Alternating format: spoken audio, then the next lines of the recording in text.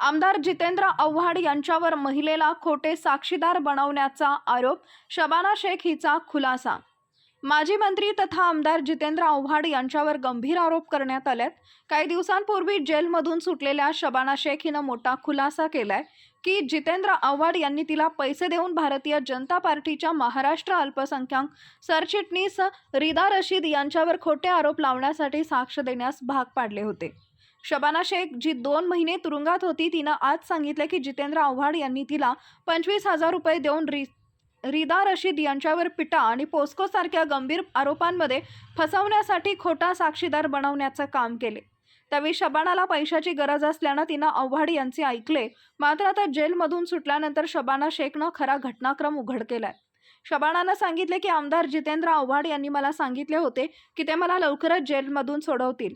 मात्र माझ्या कारावासानंतर माझ्या कुटुंबाला मानसिक त्रास दिला गेला आणि मला देखील प्राणघातक धमक्या येऊ लागल्या। सदर प्रकरणात शबानानं न्यायालयाकडे आव्हाड यांना जामीन न देण्याची मागणी केली आहे। शिवाय तिनं आपल्या जीवित सुरक्षेची मागणी केली आहे, कारण तिला अजूनही धमकीचे फोन आणि संदेश येतात। आमच्या जीवाला धोका आहे, आम्हाला संरक्षण मिळावे आणि न्याय मिळवून द्यावा अशी विनंती शबाना शेख हिनं केली आहे। कुठलाही पुरावा नसल्यामुळे सदरचा गुन्हा रद्द करण्यात आला। त्याच्या विरोधात मॅडमनी बॉम्बे हायकोर्टने या प्रकरणाची चौकशी करण्याचे आदेश त्यावेळेसचे डीसीपी गणेश गावडे साहेबांना दिले होते। त्यानुसार त्यांनी तपास करून गुन्हा दाखल केलेला आहे। ह्याच्यामधले आपण एक आरोप घेऊ। आज त्या स्वतः माफीच्या साक्षीदार होऊन या गुन्ह्यामध्ये स्वतःला न्याय मागण्यासाठी आज त्यांनी प्रेस कॉन्फरन्स घेतली। त्या संदर्भात त्यांना कायदेशीर जी काही बाब मदत लागेल ते दादा करतील। त्यांच्या थ्रू माझ्याकडनं जी मदत होईल ते त्यांना करायला तयार आहे। त्यांच्यावर काय IPC सेक्शन 182 211 म्हणजे खोटे गुन्हे वगैरे दाखल करणे, नंतर खोटे कागदपत्र सादर करणे, सेक्शन 465 467 468 469 470 471, तसेच क्रिमिनल कॉन्स्पिरसी म्हणजे फौजदारी कट रचणे 120 ब अशा प्रकारचे गंभीर गुन्हे दाखल आहेत आणि हे सगळे नॉन बेलेबल ऑफेन्स आहेत। त्याच्यामुळे पुढच्या आता माननीय कोर्ट निर्णय घेईलच त्याच्यावर। सर्व पत्रकार बंधू भगिनींनो, आपणास पूर्वकल्पना नसेल कदाचित, पण ही पत्रकार परिषद घेण्याच्या मागचा उद्देश असा आहे की आम्ही यापूर्वी या संदर्भात पत्रकार परिषद घेतली होती की या कळवा उंबऱ्याचा जो आमदार आहे जितेंद्र आव्हाड, त्या जितेंद्र आव्हाडनी या कळवा उंबऱ्या विधानसभेमध्ये कोणत्याही प्रकारचं काम केलेलं नाही, पण त्याच्या बरोबर जो असेल त्याचाही कधी भलं केलं नाही, पण जो त्याच्या विरोधात असेल तर त्याच्या विरोधात सूडबुद्धीचं राजकारण करण्याचा प्रयत्न त्या आमदाराने केलेला आहे। अशाच पद्धतीचा एक 354चा गुन्हा त्याच्यावर दाखल झाला होता आमदार जितेंद्र आव्हाडवर। तर त्या 354चा गुन्हा दाखल झाला होता, तर तो गुन्हा मागे घेण्यासाठी त्यांनी ऐन प्रकारे साम दाम दंड वापरून तो गुन्हा मागे घेण्यासंदर्भात खूप प्रयत्न केले, पण तो गुन्हा मागे घेण्यात आला नाही। आणि मग तो गुन्हा मागे घेण्यात आला नव्हता, त्यामुळे त्यांनी मग त्या महिलेवरती जो विनयभंगाचा गुन्हा दाखल झाला होता त्या महिलेवरती खोटे गुन्हे दाखल करण्याचा मोहरा पोलीस स्टेशनच्या माध्यमातून प्रयत्न केला आणि ते खोटे गुन्हे दाखल सुद्धा झाले।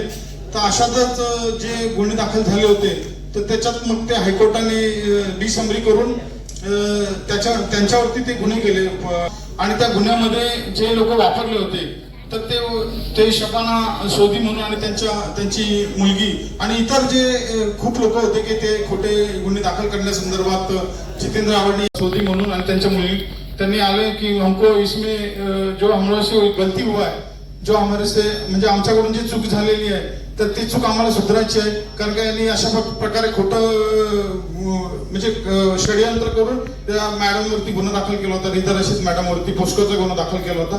तर तो गुन्हा आम्हाला त्या संदर्भात जे जितेंद्र आव्हाडची आज म्हणजे त्यांनी बेल ऍप्लिकेशनसाठी त्याच्यात डिसंबरी झाल्यानंतर जितेंद्र आव्हाड यांच्यावरती पोस्को गुन्हा दाखल झाला आणि पोस्को गुन्हा दाखल झाल्यानंतर त्यांनी बेल ऍप्लिकेशनसाठी कोर्टात अर्ज दाखल केलेला। तर तो जामीन रद्द करण्यासंदर्भात यांच्याकडून ते शबाना मॅडम आहेत, त्यांनी मला सांगितलं की ते आले होते त्यांच्या मुलीसह की आम्ही जे केलेलं आहे ते खोटं केलं होतं आणि त्याच्यात आम्हाला पश्चाताप झालेला आहे. तर त्या संदर्भात आम्हाला तुम्ही न्याय द्या की ज्या मॅडमवरती आम्ही खोटे गुन्हे दाखल केले होते त्या संदर्भात आम्ही कोर्टात अफिडेव्हिट दाखल केलेला आहे आणि त्या संदर्भात ते जितेंद्र आव्हाडला जामीन व्हायला नाही पाहिजे पोस्को गुन्ह्यामध्ये. तर त्या संदर्भात आम्ही कोर्टात सुद्धा ॲफिडेव्हिट दाखल केलेलं आहे आणि कोर्टात सुद्धा आम्ही जाऊन तिथं आम्ही न्यायाधीशांसमोर आम्ही दाद मागणार आहोत. तर अशा पद्धतीचे ज्या शबाना मॅडम आहेत तर त्यांच्यातर्फे आपण थोडं त्यांचं काय म्हणणं आहे ते ऐकून घ्यावं ही आपल्याला विनंती आहे. लेट इसलिए हुई हूँ, आप लोगों से माफी मांगती हूँ. क्यों कि ये चीज जिसके लिए मैं कर रही हूँ तो राजन दादा मैडम उन लोगों को नहीं छोड़े तो मुझे वो लोग क्या छोड़ेंगे. मैं तो एक गरीब हूँ तो मुझे बहुत सोच समझ के यहाँ आना पड़ा अपनी सच्चाई के लिए. मैम पहले आपका नाम पूरा बताओ. मेरा नाम शबाना सनी सोंदी. ठीक है, जो कुछ हुआ था, जो केस हुआ था रिदा मैडम पे करवाया गया था तो ये केस झूठा था. जिसके पीछे आवर सर थे उन्होंने कुछ लोगों को भेज के वीडियो बनाया, ये किया वो किया. बाद में जब मेरे घर पुलिस गई जिसमें हमारा कोई इन्वॉल्व नहीं था, हमने एक ही पेपर पे साइन किया था जिन्होंने हमें पढ़ने नहीं दिया था तो हमने साइन किया था. तो उस अनुसार मुझे जरूरत थी 30,000 की तो मुझे उनने दिया. फिर दूसरे दिन मेरे घर में पुलिस जाती है जिस वक्त मैं घर में नहीं हूँ, मुमरा स्टाफ, और बच्चों को देख के पूछती है मम्मी कहाँ है और ऐसे ऐसे लोग हैं क्या. तो जब मैं नहीं जानती हूँ तो बच्चे भी डर गए तो मुझे फोन किया गया कि तुम चौकी आओ. तो मैंने ठीक है, तो मैंने रौनक को कॉल लगाया. रौनक को जब मैंने कॉल लगाया तो रौनक ने बोला तुम जहाँ खड़े हो वहीं खड़े रहो. वहां आके उसने मुझे पिक किया और कहा कि आवर सर ने बोला है कि तुम्हारे घर पुलिस गई है, कुछ नहीं होगा, तुमको यहाँ से हम लोग को लेके जाना है. तो फिर हमारे घर जाके उनने मेरी बेटियों को मुझे लेके एटलांटा में रखा था 1 महीना, जो कि हम लोग को नीचे उतरने नहीं दिया जाता था, कुछ नहीं किया जाता था. बस फोन आया आवर सर का, बोले मैडम तुम्हारी लड़की को भेजिए मेडिकल टेस्ट. मेरी बच्ची छोटी है, मैं कैसे भेज सकती हूँ मेडिकल टेस्ट के लिए. सही है गलत है ये बातें. तो उन्होंने मुझे बात करवाया आवाज सर से कि माझी तुम मेडिकल करवा दो, तुमको 25 लाख रुपए बड़ा घर देता हूँ. तो मैंने उनके ऊपर बोला भी था कि मुझे पैसे नहीं चाहिए क्योंकि हम लोग इस चीज में है ही नहीं. और धीरे धीरे हम लोगों को जब मालूम पड़ता कि पूरा केस झूठा है, हर चीज हमको तो उन लोगों ने रख चुका था. फिर हाई कोर्ट में जब हमने उनसे झगड़ा कर रहे थे तो उन्होंने बोला चलो हाई कोर्ट चलो, वहां से तुम एक साइन कर देना, तुम लोग आजाद हो जाओगे. तो हमने क्या किया, वहां गए तो रौनक ने उनके बच्ची के हाथ में एक आधार कार्ड दिया और उधर हाई कोर्ट पे साइन लिया. बोले अब तुम आजाद हो जाएंगे. तो बोले ठीक है. फिर जब हम आजाद हुए बाहर निकले तो मेरे ऊपर भी उछला कि मैं भी मेरी बेटियों के साथ धंधा करवाती थी. कोई भी माँ गरीब हूँ लेकिन इतनी लाचार नहीं हूँ कि मैं अपनी बच्चियों से धंधा करवाऊँ या ऐसे कुछ काम करूँ. तो मुझे ऐसा लगा कि नहीं ये चीज गलत हुई है तो मुझे डीसीपी सर का सहारा लेना पड़ा. जब मुझे मालूम पड़ा तब मैं जोन 1 डीसीपी सर से मिली हूँ, गणेश रावड़े सर से, पूरी सच्चाई मैंने उनके सामने रखी. उस वक्त भी मुझे बहुत तकलीफ आई थी, मेरे घर में धमकी आई थी, कोर्ट नहीं जाना, ये नहीं करना. तभी भी मैंने सच का साथ दिया था क्योंकि वो भी एक औरत है, मैं भी एक औरत हूँ. जिन्होंने ये चीज कराया है चाहे वो नेता होने दो कोई भी होने दो, उनके घर भी बीवी बच्चे थे. तो अपनी बेटी और अपनी बीवी को क्यों आगे नहीं रखा, हम जैसे गरीबों को क्यों चुना गया, क्योंकि आगे पीछे कोई रहता नहीं है गरीब के, इसलिए हमने कभी हिम्मत भी नहीं हारी. पहले भी जब हाई कोर्ट में फैसला किया था तब भी हमने सच का साथ दिया, आज भी मैं सच का साथ दूंगी.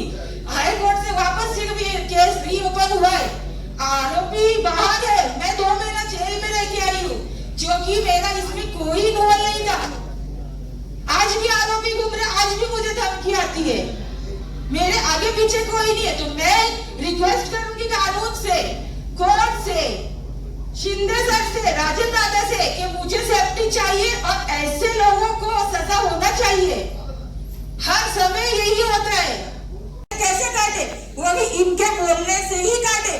मुझे अंदर रख के इन लोगों ने बेल लिया, क्या किया, आज उनकी बेल है. मैं नहीं चाहती कि वो बेल जायज हो, ना जायज नहीं जाना चाहिए, नीचे ही होना चाहिए.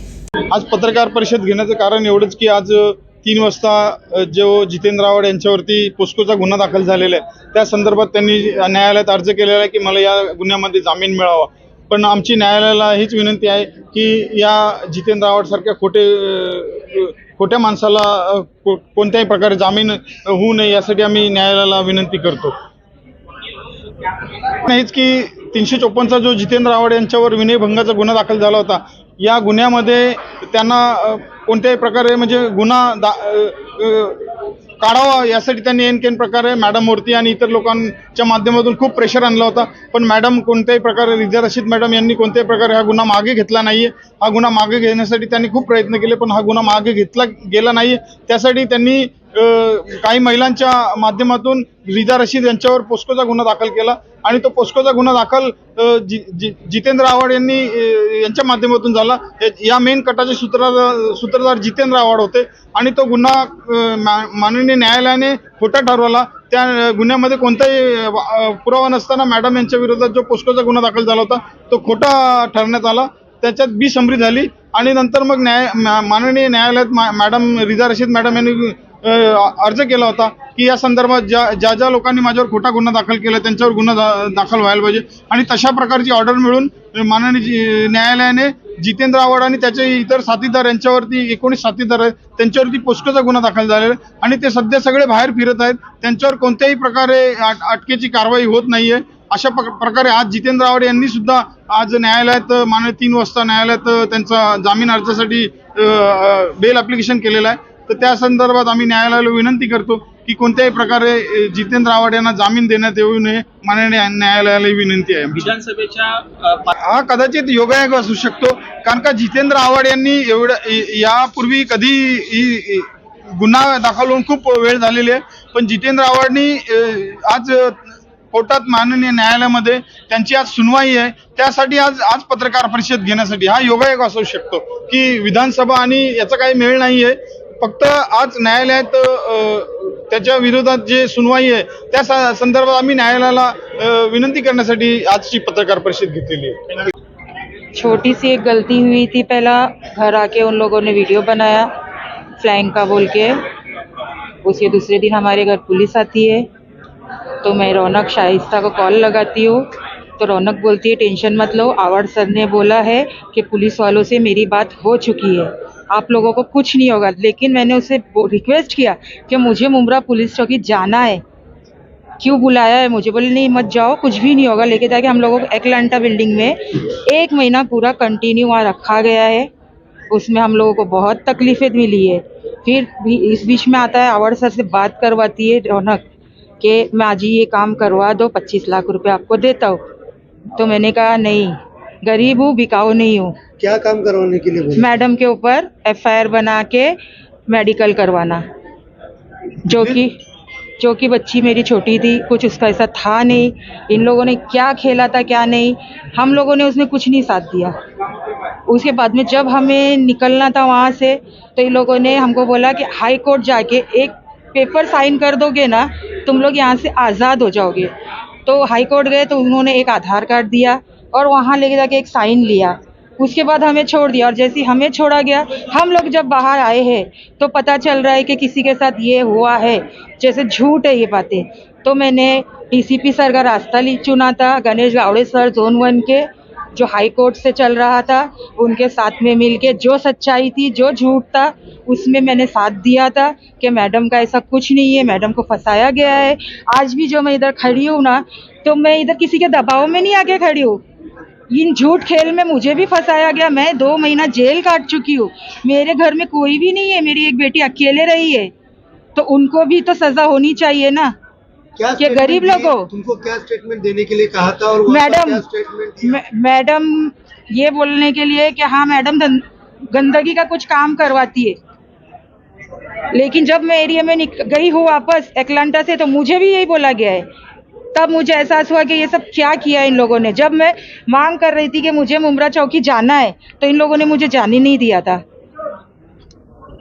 तो मैं यही चाहूँगी, अभी भी यहाँ खड़ी हूँ, मेरे जान को बहुत बड़ा धोखा है मेरी और मेरी बेटियों की. तो रिक्वेस्ट करूँगी मैं कि हमारे को इंसाफ मिले और आवाड़ जेल के पीछे जाना चाहिए. शाइस्ता, रौनक, आवाड़, इनको सज़ा होनी चाहिए. कल भी सच बोली थी, आज भी सच बोलूंगी, आगे भी सच बोलूंगी। बट इसके अलावा हमारी जान को धोखा है, तो आप इतने लोग हैं, सबसे रिक्वेस्ट करूंगी कि हमारी सेफ्टी का भी इंतजाम कराया जाए।